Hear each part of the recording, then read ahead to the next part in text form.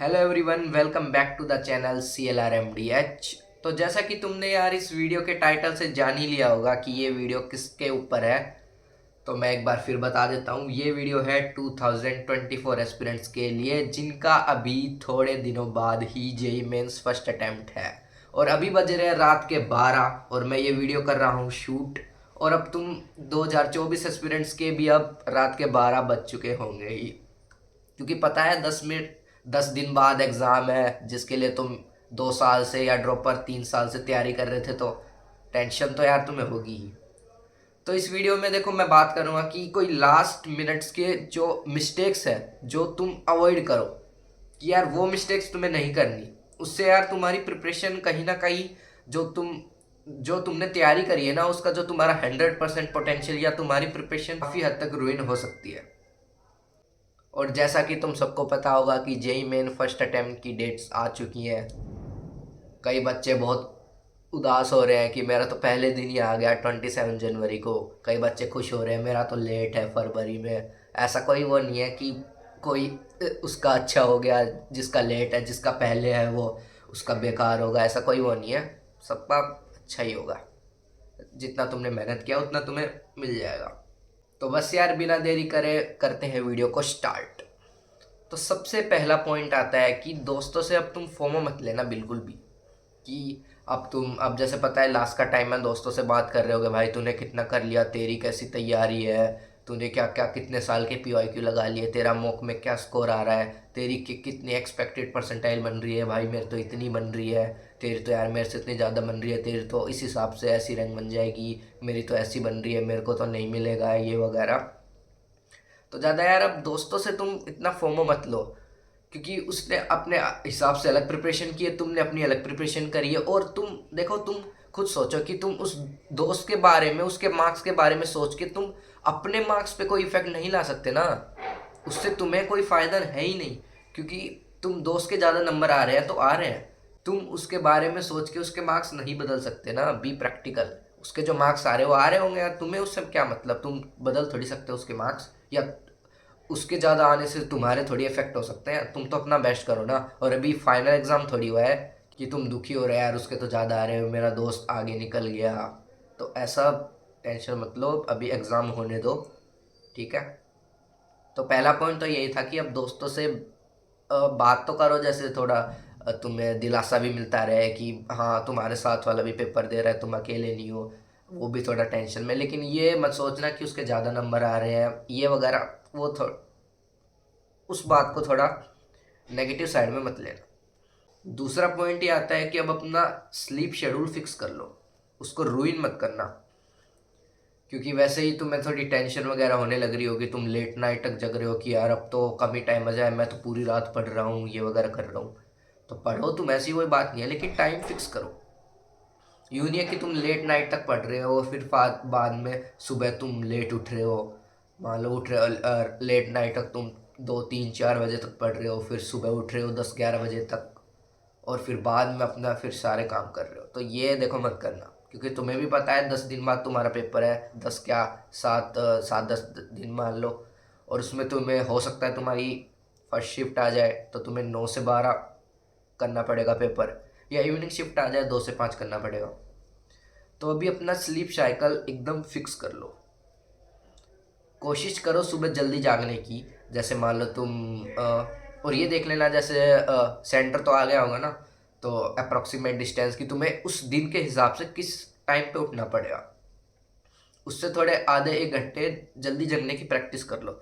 जिससे ये फ़ायदा होगा कि जैसे अभी तुमने वो प्रैक्टिस कर ली ना, तो एग्ज़ाम वाले दिन तुम्हें हैबिट हो जाएगी कि मेरे को उसी टाइम पे उठना है, और फिर उसी टाइम पे अपने सारे काम करने हैं, और फिर उसी टाइम पे एक्टिव रहने की।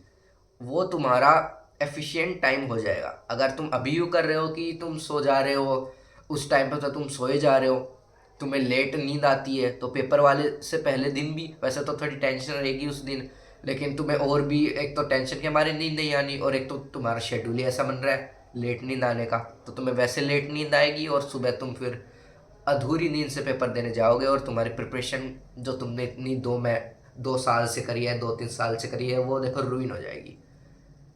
एक पल की बात है, तुम्हारी सारी प्रिपरेशन रुइन होने में देखो बहुत कम टाइम लगेगा, एकदम से वो ज़ीरो हो जाएगी। तो देखो ये गलती मत करना, अपनी स्लीप साइकिल्स सुधार लो, सुबह जल्दी उठो। ठीक। तीसरा पॉइंट ये है कि जैसे मैंने बताया कि तुम स्लीप साइकिल सही कर लो, तो उसी हिसाब से तुम यूँ करो कि 9 to 12 और 2 to 5 मस्ट टेस्ट या फिर क्वेश्चन प्रैक्टिस जरूर। उससे तुम्हारी वही मैंने बताया एफिशिएंसी वाला फैक्टर, कंसिस्टेंसी वाला फैक्टर, तुम उस टाइम ड्यूरेशन में एफिशिएंटली क्वेश्चंस या फिर तुम्हारा ब्रेन काम करने को हैबिचुअल हो जाएगा। ठीक है। तो जिस दिन तुम्हारा पेपर होगा उस दिन तुम्हें वो माइंड को ये रहेगा कि मेरे को तो आदत है कि इस टाइम पे क्वेश्चन प्रैक्टिस करने की, टेस्ट देने की, तो ऐसा कोई नया नहीं होगा। ठीक है।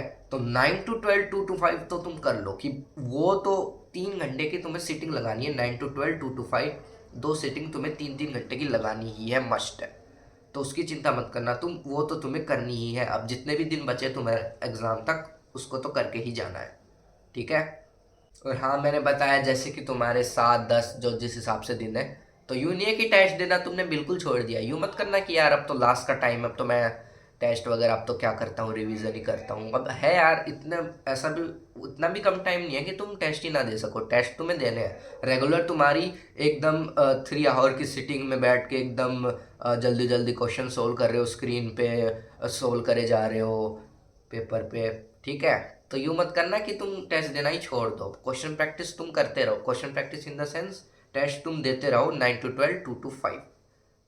अब तुम देख सकते हो अपने हिसाब से तुम्हारा किस हिसाब से रिवीजन चल रहा है, कितने टेस्ट देने चाहिए। तो देखो मैंने तो लास्ट के जैसे जिस दिन पेपर था उससे शायद 2 दिन तो टेस्ट नहीं दिए होंगे, उससे पहले 1 वीक पूरी टेस्ट दी है मैंने। तो उस हिसाब से तुम देख सकते हो जो तुम्हें सूट करे। मेरे को ऐसे सूट किया तो ठीक है। तो टेस्ट तुम्हें देते रहने हैं और मिस्टेक्स अपनी एनालाइज करते रहना और रिवीजन करते रहना।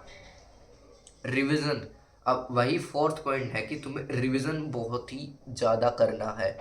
अभी तुम्हारे पास शॉर्ट नोट्स होंगे खुद के। अब यार जिसने नहीं बनाया यार, अब तो यार अब तो निकाल लो कहीं से या कुछ तो कर लो यार, फॉर्मूले वगैरह। तो अब जो पढ़ने वाले बच्चे यार उन्हें तो बना लिए होंगे शॉर्ट नोट्स, और उन्हें पता होगी कीमत की शॉर्ट नोट्स अब लास्ट के टाइम पे ही काम आते हैं।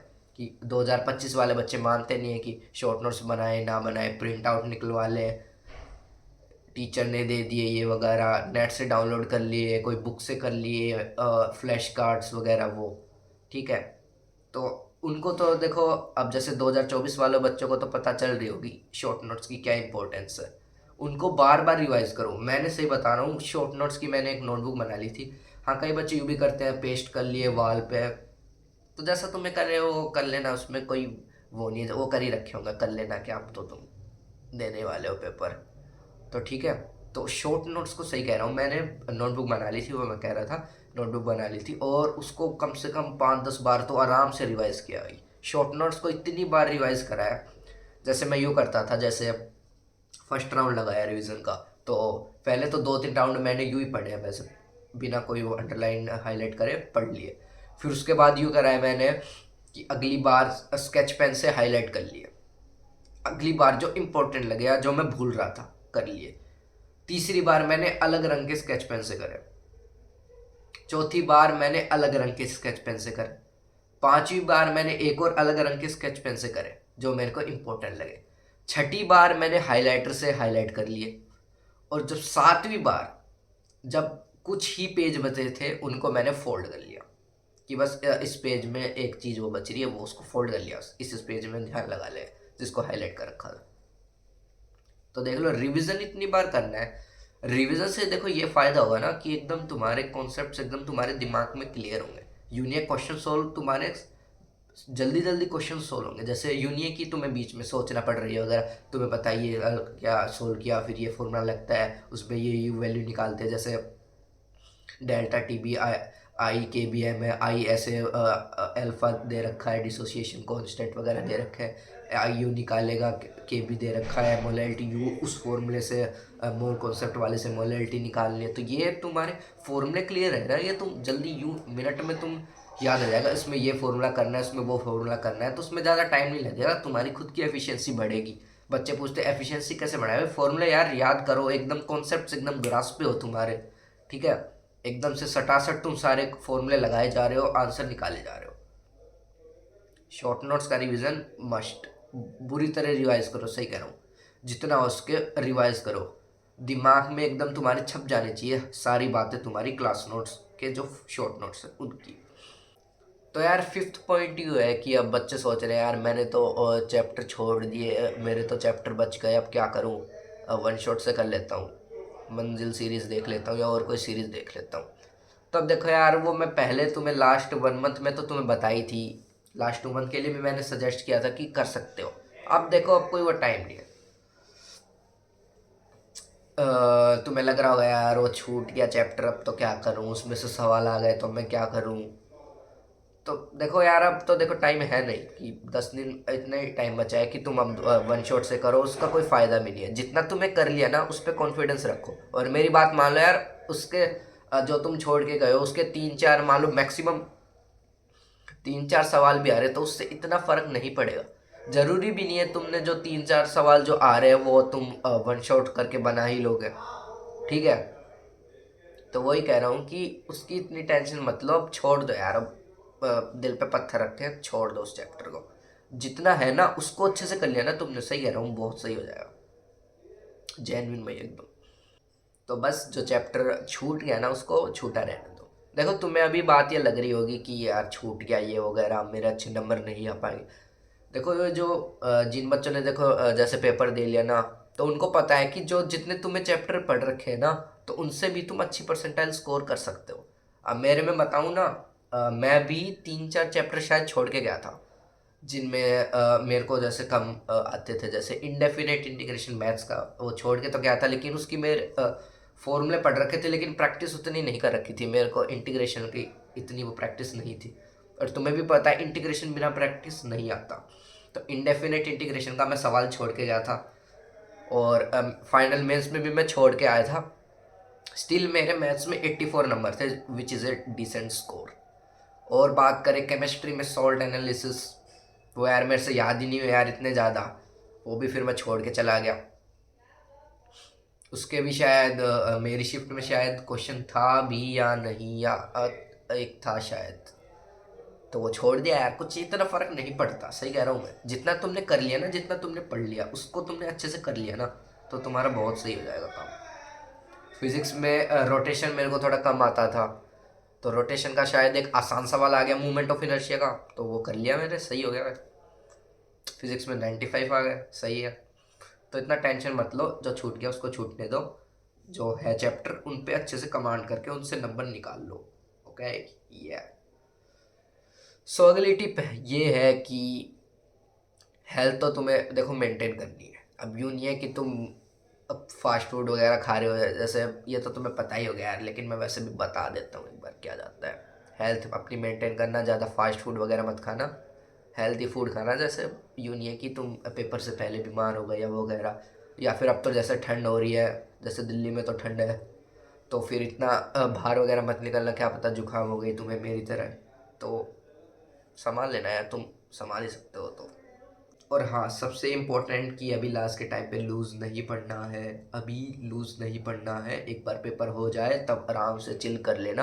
अभी ये मत सोचना कि अब तो यार लास्ट का टाइम है, अब तो लास्ट लास्ट के टाइम पे कौन पढ़ता है यार, लास्ट के टाइम पे तो इंजॉय करते हैं, जैसे फ्रेश माइंड से पेपर दे पाए, वरना तो कंस्ट्रेन माइंड से पेपर दे। अब ये वो टाइम पास मत करना, लास्ट के टाइम पे फोकस रहना है, ताकि तुम हैबिचुअल हो जाओ क्वेश्चन प्रैक्टिस वगैरह, जैसे पहले भी पॉइंट्स में बताया मैंने। लूज मत पढ़ना, लास्ट के टाइम पे काम करते रहना है, पढ़ते रहना है, रिवीजन करते रहना है, लूज नहीं पढ़ना। लास्ट के एक दिन तुम इंजॉय कर सकते हो, इंजॉय इतना भी वो इंजॉय मत कर लेना कि तुम्हारा पूरा बॉडी का मोड ही पूरा तुम्हारा इंजॉय मोड में चला जाए, तो इतना इंजॉय मत करना। ब्रेक ले सकते हो यार, वैसे बात कर सकते हो, दोस्तों से मिल सकते हो, बस वैसे ही खेल सकते हो बाहर, चिल कर सकते हो बस। और अब लास्ट, इस last is the most important point. अगर वो तुमने कर लिया ना, तो तुम्हारे, सही कह रहा हूँ, तुम्हारे पोटेंशियल से ज़्यादा नंबर आएंगे, सही कह रहा हूँ, झूठ नहीं बोल रहा। तो लास्ट पॉइंट ये है कि खुद पे विश्वास करो। हाँ सही कह रहा हूँ, खुद पे विश्वास करो। लेकिन मैंने तो पढ़ा ही नहीं है, मैंने तो इतना पढ़ा है ये वो तो देखो खुद पे विश्वास करो यार, सही कह रहा हूँ।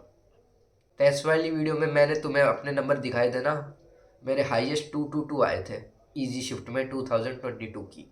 और इससे ज़्यादा मेरे नहीं आए कभी, इतना मैंने इतने कभी अटेम्प्ट, इतने का तो मैंने 250 तक का तो मैंने कभी अटेम्प्ट ही नहीं किया यार, 240 तक का तो कभी अटेम्प्ट ही नहीं किया। लेकिन फिर मेरे फाइनल मेंस में 255 आए, जो मैं खुद अनएक्सपेक्टेड सोच रहा था भाई ये क्या हो गया भाई। अगर मैं भी यार टेंशन में आ जाता कि यार मेरे तो इतने नंबर आ रहे हैं 222, मैं क्या करूं, मेरे तो हाईएस्ट इतने बन रहे हैं, मेरी हाईएस्ट परसेंटाइल ही 99.6 बन रही है यार, ये 99.6 ही बन रही है यार, क्या करूं मैं। 99.6 वैसे तो अच्छी है, लेकिन ऐसे लग रहा था यार कमी बन रही है। लेकिन फिर फाइनल मेंस में 99.91 बन गई फर्स्ट अटैम्प्ट में ही। सेकंड पे मैंने इतना फोकस ही नहीं किया फिर तो उससे तो अलग ही वो हो गया कॉन्फिडेंस। वो देखो कॉन्फिडेंस जो एग्ज़ाम हॉल में था ना मेरा, कि पेपर देते टाइम एकदम मैं कूल था। और हाँ ये होता है ना कि पेपर से एक दिन पहले नींद ही नहीं आती, ये वो वगैरह टेंशन रहती है, मैं एकदम यार कूल एकदम सही कह रहा हूँ मैं। पेपर से एक दिन पहले आराम से सोया था, यूँ नहीं है कि मेरे को टेंशन हो रही है, मेरे को लग ही नहीं रहा कि यार कोई जे मेंस का पेपर है ये वो वगैरह। एकदम मॉक टेस्ट ही तो है, जैसे मॉक टेस्ट देते आए हैं वो भी एक मॉक टेस्ट ही है यार, पढ़ रखा है। मॉक टेस्ट में क्वेश्चन सोल्व करते हैं, वहाँ सोल्व कर लेंगे, वहाँ बस वो यूँ है कि वहाँ जाके सोल्व करना पड़ेगा। साथ में बच्चे वगैरह बैठे हुए हैं, थोड़ा एक इन्वायरमेंट वैसा एक जो एक्स्ट्रा जो फियर होता है ना एग्जाम का, वो ऐसे बनाया जाता है। तुम दूसरी सिटी में जा रहे हो, सुबह उठ रहे हो, तैयार हो रहे हो, पेरेंट्स कह रहे हैं अच्छे से करना पेपर, ऑल द बेस्ट ये वगैरह, तो उससे एक अलग ही वो टेंस इन्वायरमेंट रहता है कि यार मेरे को तो और कहीं भेज रही है, तो अब तो मैं पता नहीं कहीं जा रहा हूँ, तो क्या ही होने वाला है मेरे साथ। साथ अब बच्चे दिख रहे बात कर रहे हैं ये वगैरह, ये कर लिया तूने वो ऐसा कुछ आ जाएगा ये वगैरह वो। और फिर कंप्यूटर स्क्रीन वगैरह पे है, वैसे तो तुम कंप्यूटर पे देते होगे पेपर, लेकिन कंप्यूटर स्क्रीन है, साइड में बच्चे वगैरह हैं, तो वो एक जो एक्स्ट्रा फियर का जो तुम्हें लगता है ना, वो इन्हीं सब एलिमेंट से डाला जाता है। तो यार अब तुम खुद सोचो, अगर तुम उन सब एलिमेंट्स को हटाओ ना, तो तुम्हारे पास लास्ट में बताओ क्या बचेगा।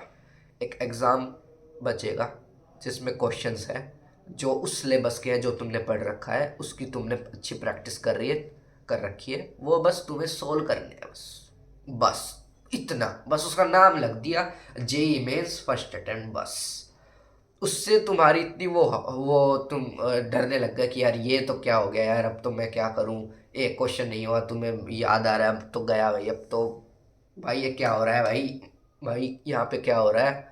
तुम वो उस सिचुएशन में चले गए, अब तो मैं गया भाई, अब तो सवाल ही नहीं बन रहा, अब तो क्या होगा, अब तो बर्बाद हो गया मैं तो, सारी वो कुछ हो गया ख़त्म, तो ख़त्म हो गया मैटर भाई ख़त्म। तो वही कह रहा हूँ यार, उसको क्वेश्चंस की तरह ही ट्रीट करो, ज़्यादा इज्जत मत दो। क्वेश्चन तुम घर पे सोल्व करते हो, टेस्ट में सोल्व करते हो, यहाँ भी तुम्हें सोल्व करने हैं।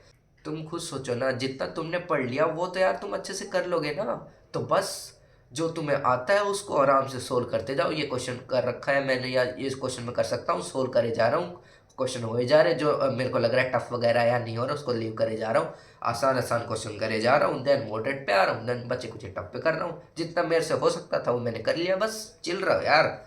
जो तुम्हारे हाथ में था बी प्रैक्टिकल, जो तुम्हारे हाथ में है यार वो तो तुमने किया है ना, इससे ज़्यादा तो तुम नहीं कर सकते ना, तो उसके बाद की टेंशन ही क्या लेनी, मेरे उतने नंबर नहीं आएंगे ये वगैरह।